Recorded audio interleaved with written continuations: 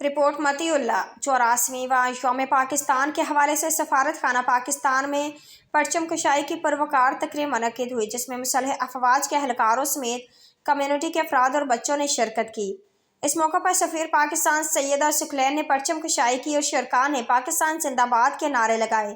سفارت خانہ پاکستان برلن کے چانسری ہال میں منعقد ہونے والی یوم پاکستان تقریب کا باقاعدہ آغاز تلاوت قرآن پاک سے کیا۔ تقریب سے سیکنڈ سیکرٹری گلناز نے، صدر پاکستان آصف علی زرداری اور تھرڈ سیکرٹری سعد نے وزیر اعظم پاکستان محمد شہباز شریف اور پریس ڈپارٹمنٹ کے ماریہ نے وزیر خارجہ اسحاق ڈار کے پیغامات پڑھ کر سنائے،